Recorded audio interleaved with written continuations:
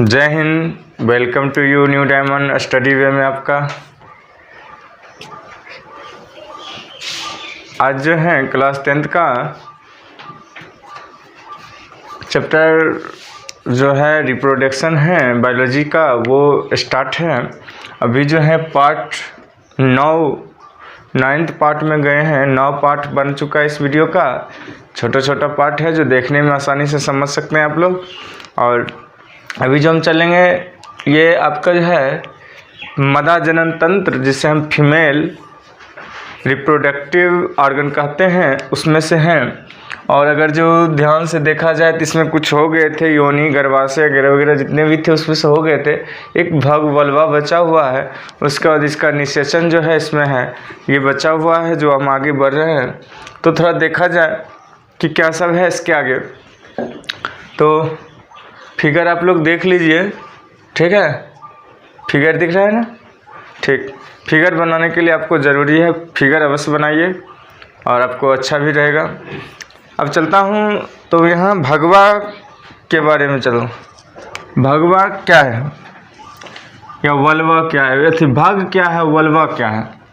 कह रहा है योनि जो होता है, वेजिना जो होता है, वह जो होता है क्या है कि ठीक बाहरी भाग जो होता है, बाहर का भाग वेजिना जो होता है, उसका बाहर का भाग जो होता है क्या होता है, जननेंद्रियों के रूप में स्थित होता है। इसी को मैं क्या कहता हूँ, वल्वा कहता हूँ। क्या कहता हूँ, वल्वा या भग कहता हूँ। हम लोग गर्भाशय के बारे में पढ़े हैं, योनि के बारे में पढ़े हैं, और किसके बारे में पढ़े हैं, अंडाशय ना, हाँ सभी ये सब पढ़ चुके हैं। तो ये भगवा के बारे में शॉर्ट में दे दिया हूँ, पीछे और बताया हूँ।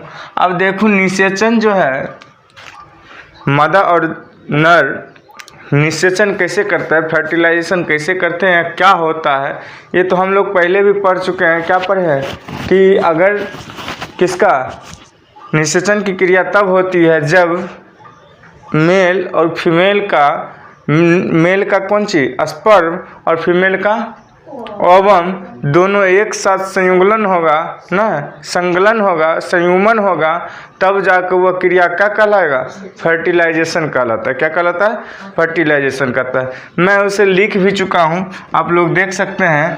संभोग मतलब सेक्स के संबंध में के समय जब नर का वीर मतलब स्पर्म, वो स्पर्म नहीं सीमेन, क्या कहेंगे, नर का वीर मतलब सीमेन, जिससे भ्रूणकोश में जाता है, ठीक है। मादा मतलब क्या, फीमेल की योनि मतलब वेजिना में स्खलित हो जाता है, जब चल जाता है तब तो क्या होता है, वह क्रिया क्या कहलाता है, निषेचन कहलाता है। वो क्रिया क्या कहलाएगा, निषेचन कहलाएगा। आगे भी मैं देखा हूँ, जब सीमेन में स्थित क्रियाशील स्पर्म मतलब जो सीमेन में क्या रहता है, आप लोग देखे होंगे तो सीमेन में क्या रहता है, स्पर्म रहता है। क्या रहता है, शुक्राणु रहते हैं। क्या रहते हैं, शुक्राणु रहते हैं। वो शुक्राणु क्या करता है, क्रियाशील रहता है। तो पूंछ की गति में, पूंछ जो होता है उसका गति जो होता है, उस गति की सहायता से वो क्या कर लेता है, जानते हो, मतलब क्या, फीमेल का गर्भाशय में चल जाता है। और फिर वो क्या करता है, जब गर्भाशय में अगर जो स्पर्म चल गया तो क्या होगा, इसका मतलब भ्रूण बनेगा ना। तब क्या होता है, आगे फिलोपियन होता है। कौन चीज़ होता है, फिलोपियन, जो मैं कल मतलब पीछे वीडियो में फिलोपियन के बारे में पढ़ चुके हैं। उसके अगले भाग में पहुंच जाता है। फिलोपियन के कहाँ भाग में पहुंच जाता है, अगले भाग में पहुंच जाता है। और उस भाग में पहुंचने के बाद क्या होता है, कई स्पर्म जो होता है एक साथ पहुंचते हैं। क्या होता है, एक दो नहीं पहुंचता है, बहुत सारा स्पर्म पहुंच जाता है। छोटा स्पर्म रहता है। फिगर में आपको मैं पीछे वीडियो में दिया हूँ, स्पर्म पहुंच जाता है। और उसमें से बहुत स्पर्म क्या होता है, नष्ट हो जाता है। क्या हो जाता है, नष्ट हो जाता है। और उसके क्या कहते हैं, जैसे कई सारे गए तो कुछ क्या हो गए, नष्ट हो गए। एक ही जो है स्पर्म जो रहता है, जो फिलोपियन नलिका में पहुंचकर क्या होता है, अंडाणु। अंडाणु किसको कहते हैं, अंडाणु मादा युग्मक कहते हैं। क्या कहते हैं, ओवम को क्या कहते हैं, ओवम ना। मादा में होता है ये, फीमेल में ये जब ओवम में पहुंच जाता है, कहाँ पहुंच जाता है? ओवम में पहुंच जाता है के साथ संयोग करके उसके क्या करता है? संयोग करना शुरू करता है और उसमें सफल भी हो जाता है। जब नर युग्मक मतलब क्या कहेंगे? मेल गैमेट्स, नर युग्मक, जब नर युग्मक जो होता है तथा मदा युग्मक क्या फीमेल गैमेट्स ना का संयुग्मन ही निषेचन कहलाता है। ये दोनों का मिलान जो होता है, क्रिया जो होता है, यही क्या कहलाता है? फर्टिलाइजेशन कहलाता है। क्या कहलाता है? फर्टिलाइजेशन कहलाता है, अर्थात निषेचन कहलाता है। क्लियर? अब कह रहा है बचे हुए शुक्राणु क्या होता है? कुछ शुक्राणु बच भी जाते हैं, स्पर्म कुछ क्या होते हैं? बच जाते हैं, वो नष्ट हो जाते हैं। मैं अभी भी बोला था, वो सब क्या हो जाते हैं? नष्ट हो जाते हैं। अधिकांश शुक्राणु क्या होता है? फेलोपियन में नष्ट हो जाता है। किस में नष्ट हो जाता है? फेलोपियन में नष्ट हो जाता है। क्या हो जाता है? फेलोपियन नष्ट होने के बाद अधिकांश स्पर्म क्या होता है? फेलोपियन नालिका के ऊपर आकर और गति करते समय नष्ट हो जाता है। कुछ फेलोपियन में नष्ट हो जाता है और कुछ जो है अप डाउन करने के स्थान पर क्या होता है? वो ऊपर में ही नष्ट हो जाता है। तो फेलोपियन नालिका में स्पर्म्स की गति की दर लगभग 100 माइक्रोन प्रति मिनट है। क्या होता है? किसका? मतलब फेलोपियन नालिका में शुक्राणु की गति मतलब स्पर्म की गति क्या होता है? स्पर्म्स की गति जो होता है कितना है? गति 100 माइक्रोन। क्या है? माइक्रोन। क्या कहेंगे? माइक्रोन। क्या है? प्रति मिनट में होना चाहिए। क्या होना चाहिए? प्रति मिनट। तो प्रति मिनट ऐसे लिख दूं मैं। क्लियर? ये कितना हो गया? 100 माइक्रोन प्रति मिनट है। किसका गति? स्पर्म की गति। क्वेश्चन रहेगा स्पर्म की गति क्या होंगे, तो आप लोग क्या कहिएगा? स्पर्म की गति क्या होते हैं? 100 माइक्रोन पर मिनट। ठीक है? क्या कहेंगे? 100 माइक्रोन पर मिनट कहिएगा। समानता शुक्राणु फिलोपियन क्या कहेंगे? फिलोपियन नालिका में करीब 12 घंटा तक जीवित रहता है। ये जो स्पर्म जो है फिलोपियन में, कहाँ? फिलोपियन में कितना घंटा जीवित रह सकता है? 12 घंटा। 10 से 12 घंटा क्या रहता है? जीवित रहता है। क्या रहता है? 12 घंटा जीवित रह सकता है। इसी अवधि के दौरान वो क्या करता है? अंडाणु में मतलब ओवम में क्या करता है? संयोग कर लेता है। और स्त्रियाँ समझते हैं ना? समझे छो? चलो, स्त्रियों में लैंगिक चक्र होता है। क्या होता है? स्त्री में लैंगिक चक्र होता है। लिंग में एक चक्र आता है, उसे क्या कहते हैं? लैंगिक चक्र कहते हैं। तथा अंडाणु में निषेचन न होने के बाद, अब कह रहा है जब ये लैंगिक चक्र तथा अंडाणु के निषेचन न होने के बाद की क्रिया क्या होते हैं?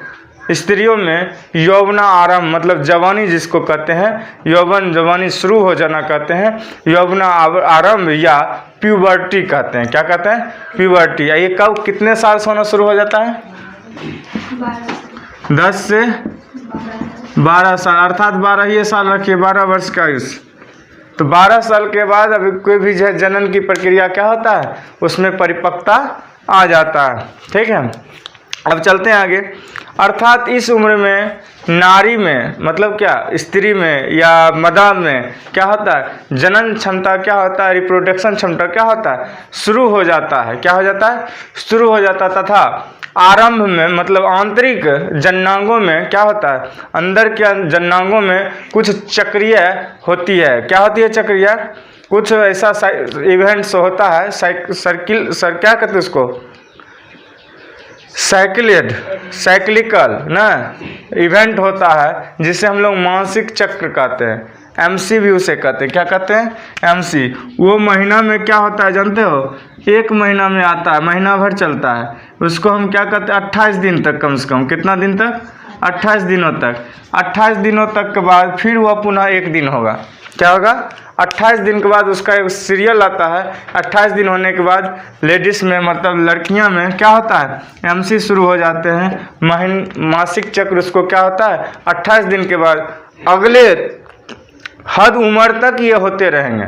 12 साल की उम्र से चालू होगा, ठीक है, और ये कहाँ तक होते रहेंगे, बहुत अधिक दिनों तक, जवानी से लेकर एक एज होना चाहिए 30, 40, 45 तक ये होते रहेंगे कम से कम, ठीक है। और इसके आगे चले हम थोड़ा बहुत, जहाँ तक देख रहे थे अभी पीछे पढ़े थे योनि के बारे में और निषेचन के बारे में। निषेचन में कुछ और जानकारी ले लिया जाए। जैसे निषेचन की जो प्रक्रिया है उससे पहले जो है स्त्रियों में या लड़कियों में या महिलाओं में या फीमेल में जो होने वाली क्रिया है उसके बारे में थोड़ा बहुत जान लिया। जानने के बाद मुझे पता चल रहा है, क्या चल रहा है कि निषेचन की क्रिया से पहले हमें एक मासिक चक्र नज़र आता है, जिसे मैंने एमसी भी कह चुका हूँ। और उसके प्रभाव मतलब प्रारंभ जब होगी, वो उसका जब शुरुआत होगा, एमसी का जब शुरुआत होता है, महीना चक्र का, मासिक चक्र का शुरुआत होता है, तो उसमें एक ग्राफी जो होता है ना, पुटक या ग्राफियन फॉलिक्यूल होता है। क्या होता है, ग्राफियन फॉलिक्यूल स्थित रहता है। उसमें क्या रहता है, ग्राफियन फॉलिक्यूल रहता है। क्या रहता है, पुटक उसको कहते हैं। क्या कहते हैं उसको, पुटक या ग्राफियन फॉलिक्यूल कहते हैं, में स्थित रहता है उसमें। और ओवम जो होता है, अंडाणु जो होता है, परिपक्व होने लगते हैं। अंडाणु क्या होते हैं, परिपक्व होने। परिपक्व मतलब क्या होता है, संपूर्ण, पूर्ण हो जाना ना, वही ना परिपक्व, पूर्ण हुआ रहते हैं, जिसके कारण ये क्या हो जाता है, मासिक चक्र क्या होता है, प्रारंभ हो जाता है। मासिक चक्र कितना दिन में होता है, 28 दिन में पुनरावृत्ति होता है। क्या होता है, 28 दिन में पुनरावृत्ति होता है, मतलब पुनः स्टार्ट होता है। ग्राफियन फॉलिक्यूल के परिपक्व होते ही जब ये जो है ग्राफियन फॉलिक्यूल जब परिपक्व हुआ, मतलब ये पूर्ण जवान हो गया, तो ये अंडाशय ओवरी से हार्मोन को जो है एस्ट्रोजन निकलता है। क्या निकलता है उससे, हार्मोन एस्ट्रोजन निकलता है। किससे, ओवरी से, अंडाशय से। जब इसका जो एमसी चक्र चलता है और जब ग्राफियन फॉलिक्यूल जब निकलता है तब क्या होता है, उसमें अंडाशय से हार्मोन क्या निकलता है, एस्ट्रोजन। याद रखने की क्वेश्चन है, ठीक है, वहाँ 1 नंबर वाला क्वेश्चन में आपको पूछा जा सकता है। तो गर्भाशय की दीवार में परिपक्वता लगता है। क्या होता है, गर्भाशय की दीवार में क्या होता है, परिपक्वता हो जाता है।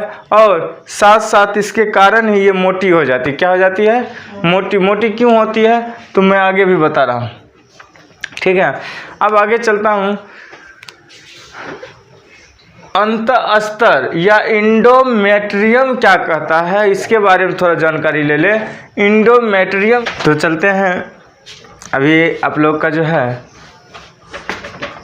अंतःस्तर इंडोमेट्रियम के बारे में जाने हैं, तो ये कारक गर्भाशय की दीवार की सबसे भीतरी सतह को अंतःस्तर कहते हैं। क्या कहते हैं, अंतःस्तर कहते हैं। ये जो होता है, यह जो रक्त कोशिकाओं तथा ग्रंथियों, क्या होता है, यह जो होता है रक्त कोशिकाओं तथा ग्रंथियों के विकास के कारण क्या होता है, मोटी हो जाती है। क्या हो जाती है, मोटकी हो जाती है। क्या हो जाती है, मोटी हो जाती है। मोटी मतलब कि हेल्दी ना, मतलब ये आदमी नहीं है ना, इसका साइज बड़ा हो जाएगा, ठीक। चलते हैं आगे। क्या होता है, गर्भाशय में इस तरह की तैयारी, गर्भाशय में इस तरह की तैयारी क्या होता है, अंडाणु जिसको ओवम के निषेचन, जब फर्टिलाइजेशन होता है, ओवम और फर्टिलाइजेशन होता है, उसके बाद जो है भ्रूण के विकास के लिए आवश्यक होती है। किसके लिए आवश्यकता होती है, भ्रूण के विकास के लिए आवश्यकता होती है, मतलब बच्चे का विकास करने के लिए क्या होता है, आवश्यकता होती है।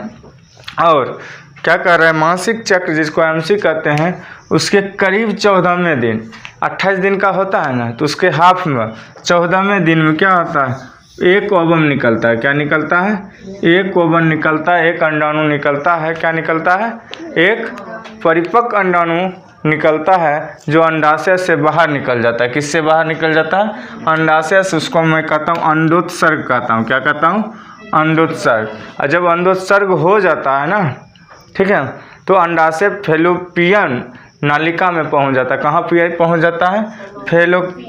फैलोपियन नालिका में कहाँ होता है? पहुंच जाता है। उसके बाद उसका रंग कैसा हो जाता है? पीला हो जाता है। कैसा हो जाता है? पीला हो जाता है। ठीक, अब इसके आगे हम देखते हैं कि अब जो है इसे प्रतिपिंड क्या कहते हैं? प्रतिपिंड या कॉर्पस ल्यूटिमस कहते हैं। क्या कहते हैं? ल्यूटियम कहते हैं। ये सब क्या है?